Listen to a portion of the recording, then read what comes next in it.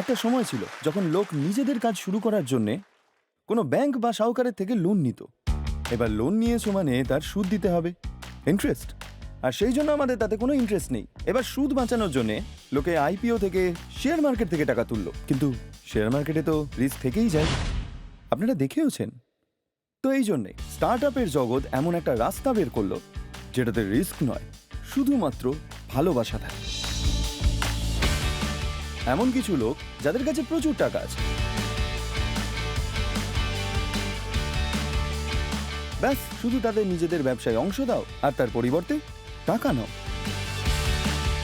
যার আইডিয়াতে থাকবে দম, তার জন্য খুলবে আইডিএফসি ফার্স্ট ব্যাংকের সিন্ধু, যার মধ্যে আছে পুরো 100 কোটি টাকা।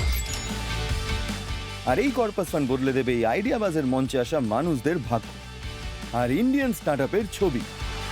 তো চলুন ডেকে নিই আইডিয়া বাজের ইনভেস্টিং টাইটান্সদের, দেশের প্রথম অর্গানাইজড শু ম্যানুফ্যাকচারার লিবার্টি শুজের মার্কেটিং ম্যাভরিক অনুপম বানসাল,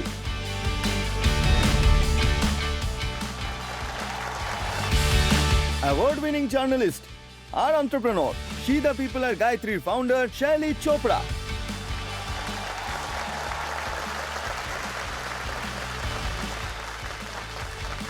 বহুযুগ পুরনো আয়ুর্বেদের জ্ঞানকে মডার্ন বিজনেসের সঙ্গে জুড়ে লক্ষাধিক পরিবারে পৌঁছে দেওয়া, পরম্পরা আর পরিবর্তনের পারফেক্ট কম্বিনেশন, ইয়াং এন্টারপ্রেনার্সের ফেভারিট অর্জুন বৈদ্যকে জোরে হাততালি দিয়ে ওনাকে স্বাগত জানান। ইন্দোর থেকে আমেরিকা অব্দি যার business, serial investor VC from Washington DC Sandesh Sharada,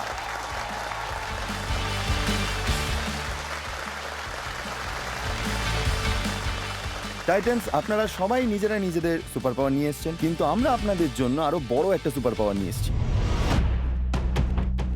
আপনাদের সবার কাছে ব্লকবাজার আছে। ব্লকবাজারের স্পেশালিটি এটাই যে যে কোনো স্টার্টআপ যেটা এখানে দেখানো হবে তার আইডিয়া শুনে অথবা আইডিয়া বাজের ভালোবাসায় যদি আপনারা ভাবেন যে আমি নিজেই একাই আমি এটাতে ইনভেস্ট করতে চাইছি, তো আপনারা ব্লকবাজার টিপতে পারেন। আর যখনই আপনারা ব্লকবাজার টিপবেন, বাকি সব টাইটান্স এটাতে ইনভেস্ট করা থেকে ব্লক হয়ে যাবেন। আর আপনারা একজনই ওটাতে ইনভেস্ট করতে পারবেন। কিন্তু যদি ব্লকবাজার টেপার পরে আপনি ইনভেস্টমেন্ট না করেন, তো এই সুযোগটা চলে যাবে বাকি টাইটানদের কাছে, আর এই পুরো এপিসোডে আপনারা ব্লকবাজার ব্যবহার করতে পারবেন না। ঠিক আছে, ডান। টাইটান্স, আমি এটা জানি যে আমাদের সাথে নলেজ পার্টনার হিসেবে আইআইটিএম জুড়ে আছে। ওদের ইনকিউবেশন সেন্টার এতটাই ভালো যে ওদের কাছে যাওয়া প্রতি 10টা আইডিয়ার মধ্যে 8টে আইডিয়ায় বিজনেস তৈরি হয়ে যায়। আর সেই আইআইটিএম গ্লোবাল রিসার্চ ফাউন্ডেশনের সিইও আজ আমাদের সঙ্গে আছেন। তো জোরে হাততালি দিয়ে ওনাকে স্বাগত জানান, mister Madhav Narayan, CEO IITM global research foundation.